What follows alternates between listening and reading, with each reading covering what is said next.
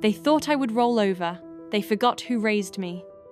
My grandmother wasn't just the matriarch of our family. She was the glue. The reason birthdays, holidays, and even random Saturdays didn't just slip past unnoticed. When my parents' marriage disintegrated, after years of fighting, and one spectacular Thanksgiving blow-up that still gets whispered about, Grandma opened her home to me and my mum.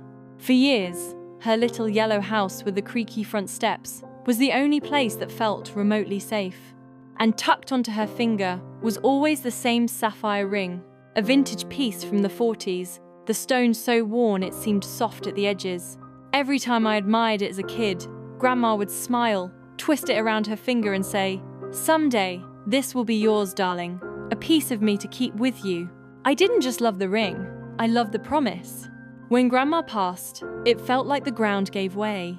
After the funeral, the family gathered to sort through her things, which quickly turned into a barely veiled free-for-all.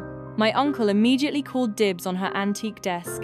My cousins snatched up vintage jewelry boxes. There was a quiet, desperate greed in the air that made my skin crawl.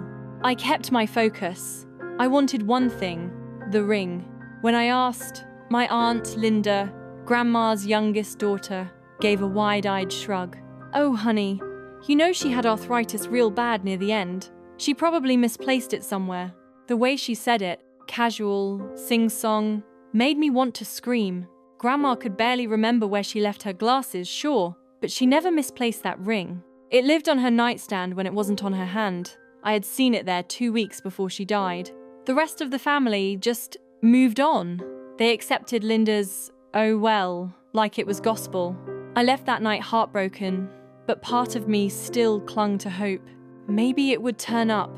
Maybe someone honest would find it. Then came Easter. Linda waltzed into brunch wearing a loud floral dress and the ring.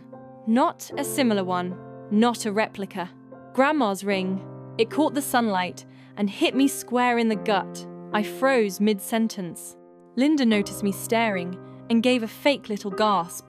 "Oh, you noticed my old ring? Isn't it gorgeous? I forgot I even had it." Found it in an old jewelry box after cleaning out the attic. I felt physically ill. She wore it the entire brunch, making a show of adjusting her hair, sipping her mimosa just so, fluttering her hands whenever someone looked her way. No one else said a word. It was like we were all trapped in some insane play where no one was allowed to break character. I pulled her aside later and whispered, "That's Grandma's ring. She promised it to me. Please, Linda, you know that."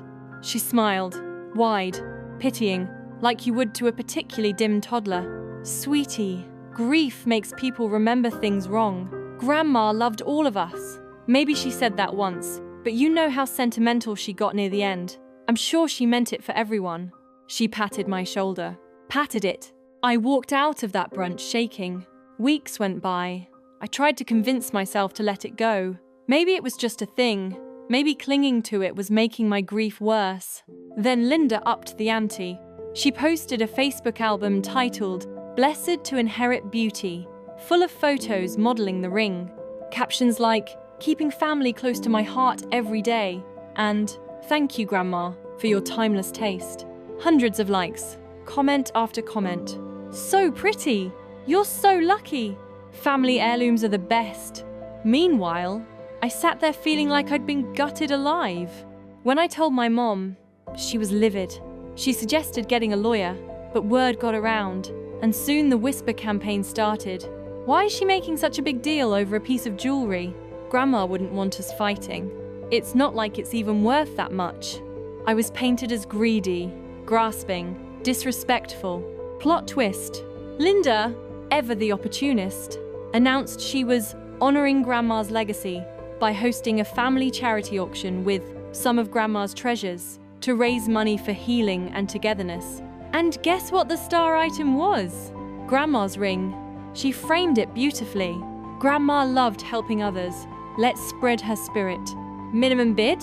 $2,500. In other words, steal it, gaslight me, flaunt it, then try to sell it to the highest bidder in the family and call it charity. I saw red. At that moment, something inside me snapped. I was done being the polite, well-behaved one. I gathered every text Grandma had ever sent me mentioning the ring, every photo with her wearing it, even a voicemail saved from years ago where she joked, "Take good care of my ring when I'm gone." And I lawyered up. The cease and desist hit Linda's mailbox 2 days before the auction. It spelled it out clearly. Evidence of prior intent, emotional damages, threat of full litigation if the ring was not returned immediately. Family exploded.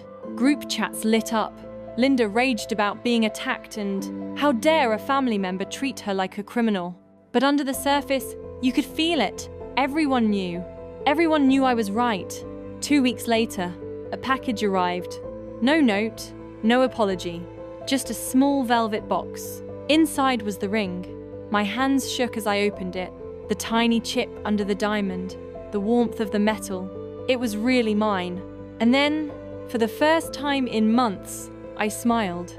Grandma kept her promise, even if it had to be wrestled back from the vultures. Today, the ring sits on my finger. Not hidden, not shameful, a quiet, shining reminder that love, real love, is stronger than greed.